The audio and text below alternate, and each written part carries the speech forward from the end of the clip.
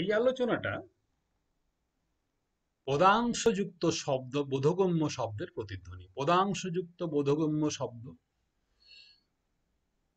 পদাংশ মানে সিলেবল, তোমরা জানো। একটা বোধগম্য শব্দ বিউটিফুল, BEAUTIFUL,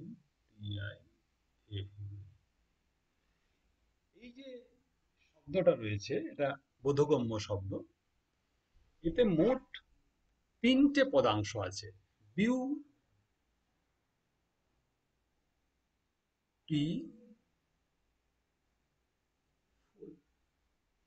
এরকম BEAUTIFUL,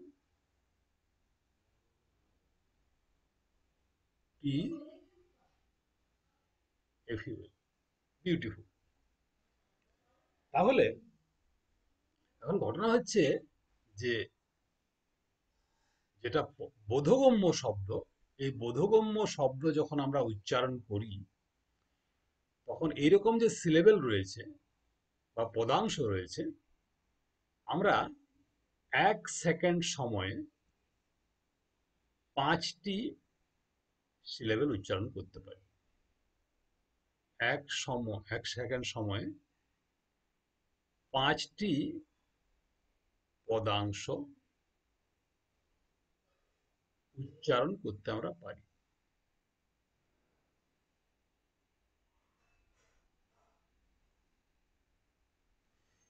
বেশি করা যেতে পারে, কারো হয়তো অতিমানবিক কিছু ক্ষমতা থাকে, করতে পারে, তবে সে উচ্চারণ করলেও সেটা কিন্তু শুনতে পাওয়া যাবে না, লোকে বুঝতে পারবে না। তাহলে একটি পদাংশ উচ্চারণ করার জন্য, একটি একটি পদাংশ উচ্চারণ করার জন্য কত সময় লাগবে?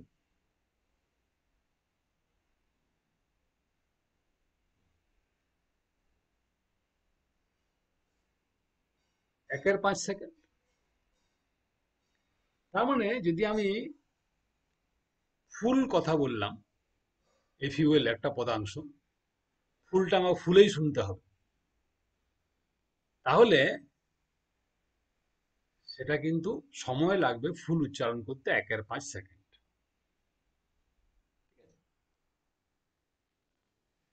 একের 5 সেকেন্ড যদি মনে করো আমার সময় লাগে, তাহলে কান আবার কি, কানও অভ্যস্ত ওই যেমন আমরা উচ্চারণ করি সেরকম সেরকম কান শুনতে অভ্যস্ত। 1 সেকেন্ডে 5টির বেশি যদি পদাংশ কানের মধ্যে ঢুকে যায়, তাহলে কানও সেটা বুঝতে পারবে না, আর মুখেও উচ্চারণ করা সম্ভব না। তাহলে নিয়মটা কি?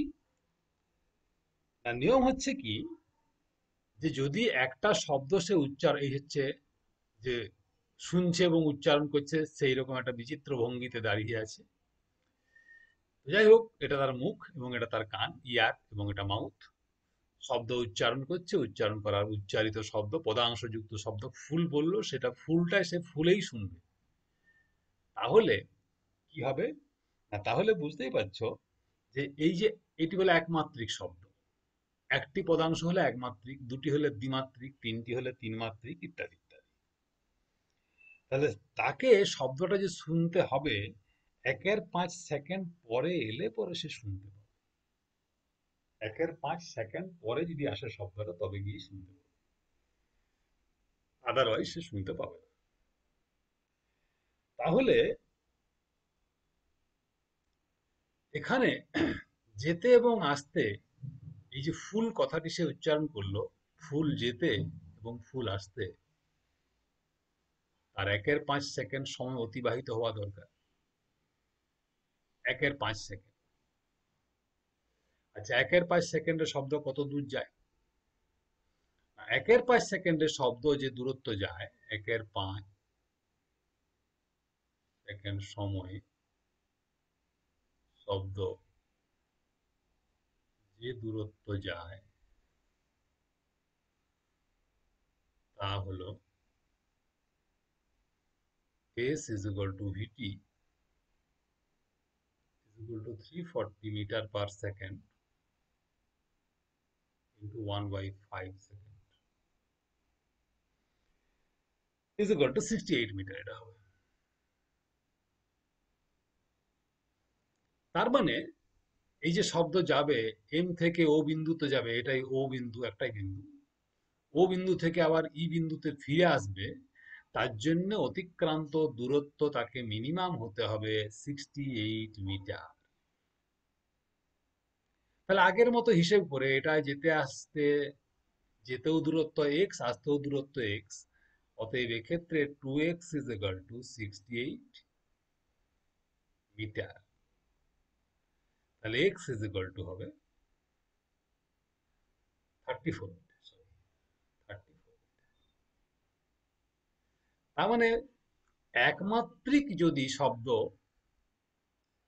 যেটা পদাংশযুক্ত অথচ একমাত্রিক বোধগম্য শব্দ, সেটা শোনার জন্য প্রতিফলকের দূরত্ব হতে হবে 34 মিটার। যদি দ্বিমাত্রিক হয় তাহলে, দ্বিমাত্রিক মানে সে বিউটি শুনবে, বিউও শুনবে আর টি শুনবে, বিউটি শুনবে, তাহলে দ্বিমাত্রিক হয়ে গেল। দ্বিমাত্রিক হলে ডবল লাগবে। ত্রিমাত্রিক যদি হয়, বিউটিফুল সবটাই শুনবে, তাহলে এর 3 গুণ লাগবে, এরকম করে বেড়ে বেড়ে যাবে। তাহলে আমাদের আগের হিসেব ছিল যেটা, যে যেটা অর্থহীন শব্দ, আ উ ইত্যাদি ইত্যাদি, সেই রকম শব্দ শোনার জন্য প্রতিফলকের ন্যূনতম দূরত্ব হচ্ছে 17 মিটার। আর যদি পদাংশযুক্ত বোধগম্য শব্দ হয়, তখন প্রতিফলকের ন্যূনতম দূরত্ব হবে 34 মিটার, একমাত্রিকের জন্য। আর দ্বিমাত্রিকের জন্য, ত্রিমাত্রিকের জন্য, চতুর্মাত্রিকের জন্য আস্তে আস্তে আস্তে আস্তে কিন্তু দূরত্ব বাড়তে থাকে। তো সাধারণ ঘরগুলো যেগুলো আমাদের হয়, আমরা যে সমস্ত রুমগুলায় বসবাস করি, সেগুলো কিরকম হয় না, এক প্রান্ত থেকে আরেক প্রান্তের দূরত্ব 3 মিটার ম্যাক্সিমাম, 4 মিটার। খুব বড় হলঘর হলে 7 মিটার, 8 মিটার। বাড়ির মধ্যে যেগুলো ডোমেস্টিক পারপাস, গৃহস্থালির জন্য যেটা ব্যবহার করা হয়, সেখানে এর বেশি সাধারণত হয় না। পরে কেউ ইচ্ছা করে করলো, সেটা আলাদা ব্যাপার। এই জন্য সাধারণ যে রুমগুলো রয়েছে সেখানে শব্দ প্রতিফলন হবে না বা প্রতিধ্বনিত হবে না, সেখানে শুনতে পাওয়া যাবে না আলাদা করে। কিন্তু বড় যদি হলঘর হয়, সিনেমা হল, যদিও আজকাল সিনেমা হলে কেউ যায় না, স্কুলে বড় হলঘর যেখানে অনুষ্ঠানগুলো করা হয়, ফাঁকা যদি থাকে, সেখানে দেখবে শুনতে পাওয়া যাবে। অনেক দূরের থেকে যদি শব্দ করা হয়, অনেকগুলো দেওয়াল থাকে, সেখানে শব্দ প্রতিধ্বনি শোনা যাবে। এই জন্য সাধারণ মাপের যে বাড়িগুলো, সেখানে প্রতিধ্বনি শোনা যায় না। একটু বড়সড় বাড়ি, হলঘর, সিনেমা হল বা এই ধরনের প্রেক্ষাগৃহ যেগুলো আবার অডিটোরিয়াম, সেই জায়গাতে প্রতিধ্বনি শুনতে পাওয়া যায়। এ নিয়ে নিউমেরিক্যাল প্রবলেম পরে হবে, আপাতত থিওরিটা জানতে হবে যে পদাংশযুক্ত বোধগম্য শব্দের প্রতিধ্বনি শোনার জন্য কি কি নিয়ম কানুন আছে এবং কেন এই নিয়মগুলো হলো। হ্যাঁ, কোনো কোনো বইতে এগুলো পয়েন্ট দিয়ে থাকে, 68 পয়েন্ট সামথিং, 34 পয়েন্ট সামথিং, সেখানে ওরা শব্দের গতিবেগটা 340 মিটার পার সেকেন্ড ধরে না। হ্যাঁ, সেখানে একটু বেশি কম ধরে, কখনো কখনো ধরতে পারে, কোনো অসুবিধা নেই। বিভিন্ন বইতে বিভিন্ন রকম মতামত থাকে, তার জন্য চিন্তার কোনো কারণ নেই। স্ট্যান্ডার্ড বই একটা ধরলেই হবে। এরপরে একটা ইন্টারেস্টিং টপিকস রয়েছে আমাদের, যে শব্দের প্রতিধ্বনিকে কাজে লাগিয়ে কিভাবে একটা উড়োজাহাজ চলছে আকাশে, সেই উড়োজাহাজের উচ্চতা নির্ণয় করা যায়। ধরা যাক আমরা একটা নিলাম,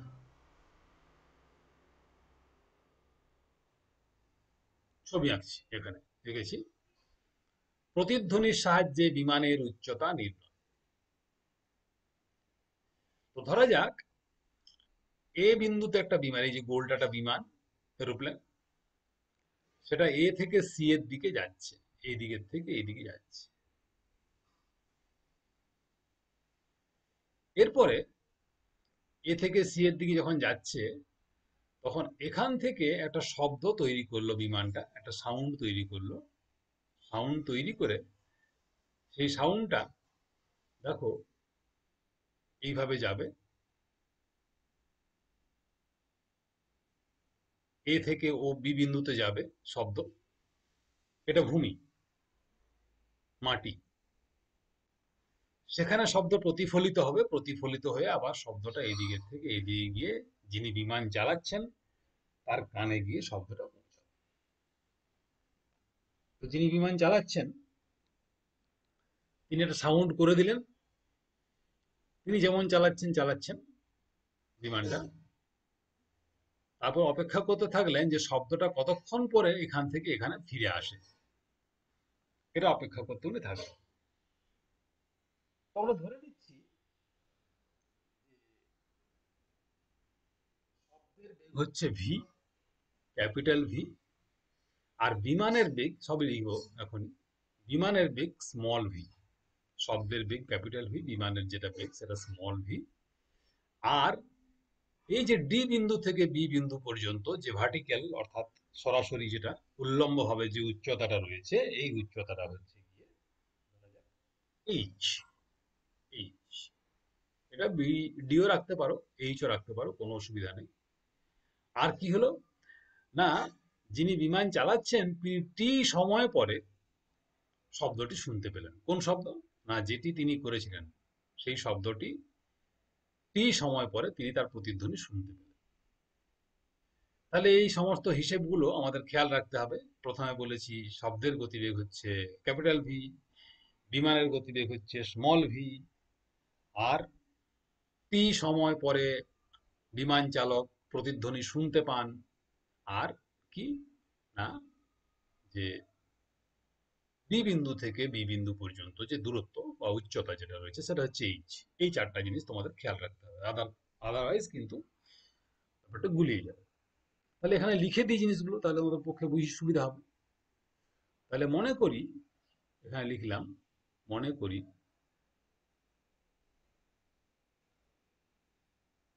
ভূমি থেকে বিমানের উচ্চতা, ভূমি থেকে বিমানের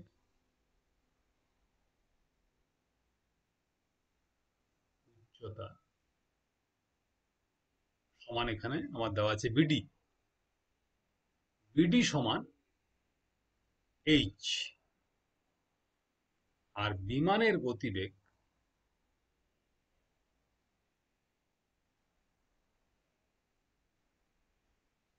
সমান হচ্ছে স্মল ভি, ফুটকি দেওয়া আছে। শব্দের গতিবেগ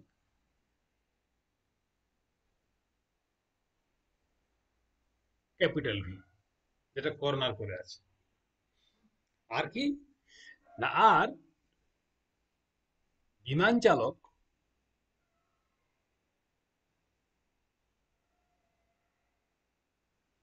শব্দ উৎপন্ন করার পর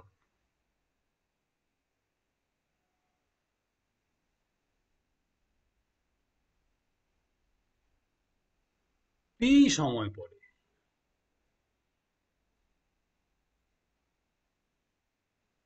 প্রতিধ্বনি শুনতে পান।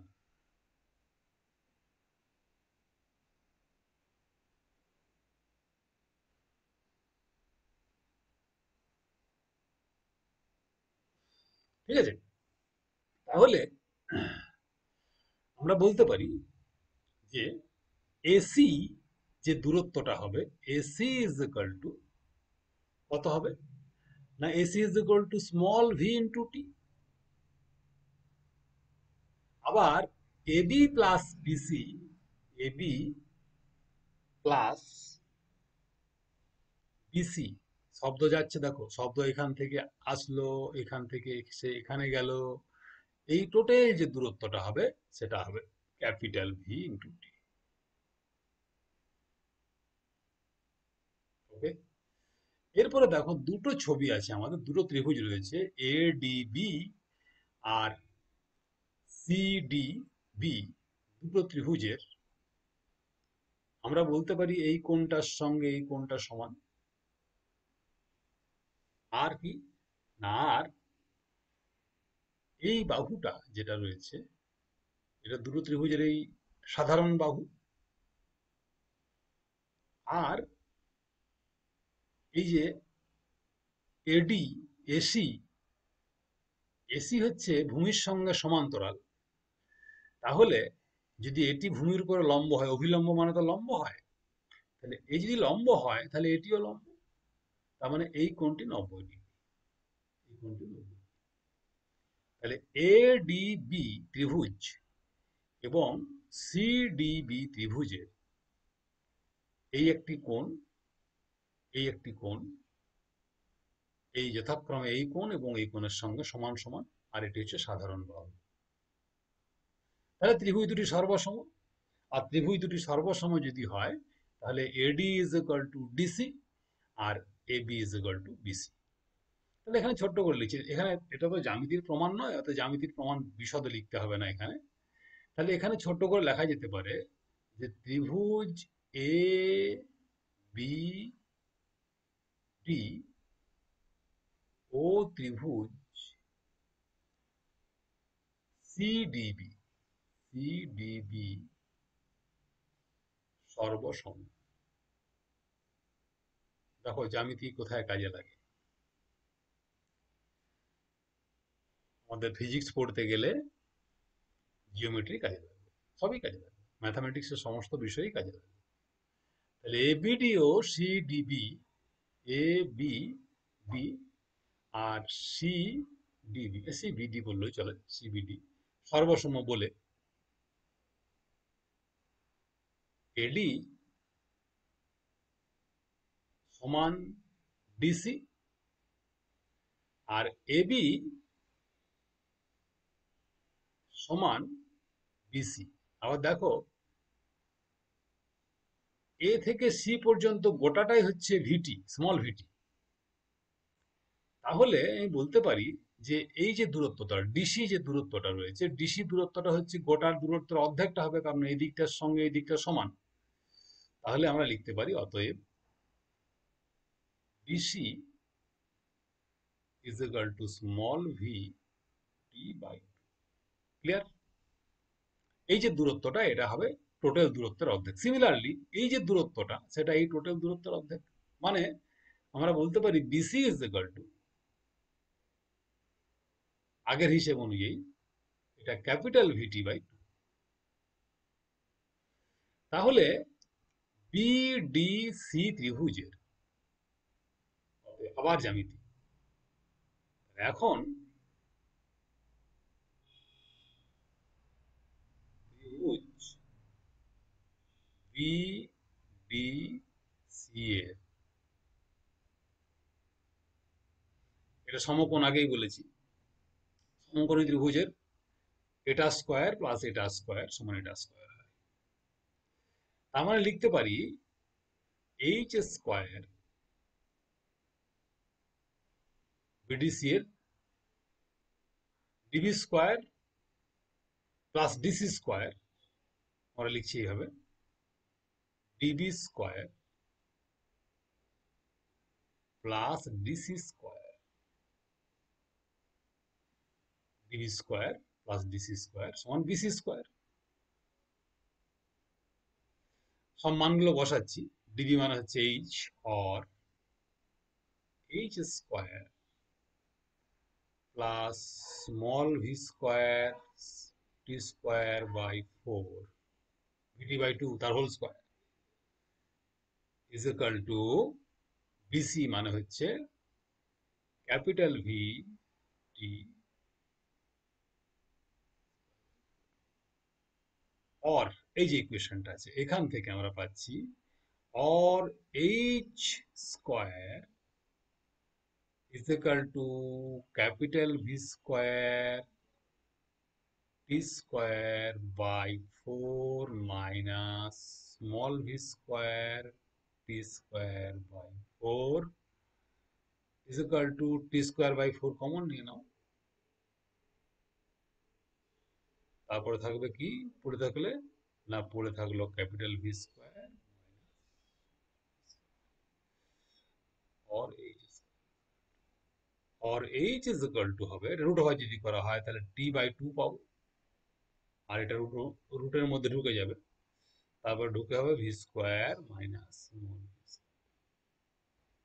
তাহলে t by two into capital V square minus small V square, H is equal. এখন দেখো যে এই যে ভ্যালুগুলো t, capital V, small v, তিনটে রাশি আমরা যদি জানতে পারি, টি, ক্যাপিটাল ভি, এই স্মল ভি আর ক্যাপিটাল ভি, এখন যিনি বিমান চালাচ্ছেন তার কাছে ঘড়ি নিশ্চয়ই থাকবে, কত সেকেন্ড পরে তিনি শব্দটা শুনতে পেলেন সেটা তিনি মাপতে পারবেন, ধরা যাক 5 সেকেন্ড পরে কি 4 সেকেন্ড পরে, তাহলে এর ভ্যালু 5 সেকেন্ড। আর বিমানটা কত বেগে চলছে তার তো সেখানে যেমন থাকে আর কি, ট্রেনে, এই বাসে দেখেছো, এই গাড়িতে, মোটর সাইকেলে যেমন স্পিডোমিটারের কাঁটা থাকে, তেমনি ওদেরও একটা থাকে, কত স্পিডে বিমানটা, কত উচ্চতায় কিভাবে চলছে সবই থাকে। তবু সেটা জানা যাবে, ধরা যাক এটা 300 ভি এর মান তো 340, আর ধরা যাক উনি চালাচ্ছেন 350, 350 মিটার পার সেকেন্ড। ঠিক আছে, তাহলে, সরি, এত জোরে চালানো যাবে না, শব্দের চেয়ে বেশি জোরে চালানো যাবে না, কমে চালানো যাবে। ধরা যাক হচ্ছে অনলি 40 মিটার পার সেকেন্ড, এটা হয় 350 চলে, সেটা হচ্ছে সুপারসনিক জেট বলা হয়, শব্দের চেয়ে আগে চলে, চলে না কেন? তাহলে এই ভ্যালুগুলো যদি জানা যায়, টি এর ভ্যালু, ভি এর ভ্যালু এবং ক্যাপিটাল ভি এর ভ্যালু, তাহলে এইচ এর ভ্যালু, অর্থাৎ তিনি কতটা উঁচুতে বিমান চালাচ্ছেন সেটা তিনি ওখানে বসে বলতে পারবেন। এটা বিমান কত উঁচুতে উঠছে সেটা জানার জন্য এটা আমাদের একটা ফর্মুলা, এরকম ফর্মুলা আছে আরো, সমুদ্রে তলদেশের গভীরতা কিভাবে সমুদ্রের উপরে ভাসমান একটা জাহাজ থেকে মাপা হয় সেটাও করা যায়, একই সূত্র, সূত্রগুলো একই প্রায়। ওই দুটো ত্রিভুজ হবে, দুটো ত্রিভুজের ক্ষেত্রে দুটো ত্রিভুজের মান বসাতে হবে, তারপরে পিথাগোরাসের সূত্র অ্যাপ্লাই করতে হবে, অ্যাপ্লাই করলেই ভ্যালুটা পাওয়া যাবে। তো যাই হোক, এটা হচ্ছে দ্বিতীয় যেটা, এই প্রতিধ্বনির যে প্রয়োগ, প্রয়োগ সংক্রান্ত যে সূত্র, সেই সূত্রগুলো নিয়ে আমরা আলোচনা করে দিলাম, দুটো সূত্রই হয়ে গেল। এর পরের যে ভিডিওটা হবে সেটাতে কিন্তু নিউমেরিক্যাল প্রবলেম থাকবে, এবং নিউমেরিক্যাল প্রবলেমগুলো সবগুলো নিজেরাও কিছু করবে, আমি কতগুলো এখানে করে দেবো। তাহলে মোটামুটি এই চ্যাপ্টারের নিউমেরিক্যাল প্রবলেম সহ এগুলো, যেটা মূল মূল জায়গা, সেগুলো শেষ। এরপরে কিছু ডিসকাশন রয়েছে, সুরযুক্ত শব্দ, সুরবর্জিত শব্দ, শব্দের প্রয়োগ, সেগুলো খুব সিম্পল ডিসকাশন, সেগুলো আলোচনা করলেও হয়, সেগুলোর জন্য এত রিগোরাস ম্যাথামেটিক্সও লাগে না, এবং সেগুলো সংক্রান্ত নিউমেরিক্যাল প্রবলেম এই মুহূর্তে নেই, তবে নিউমেরিক্যাল প্রবলেম সাউন্ডে প্রচুর রয়েছে। ঠিক আছে, এখানে এটা শেষ করলাম।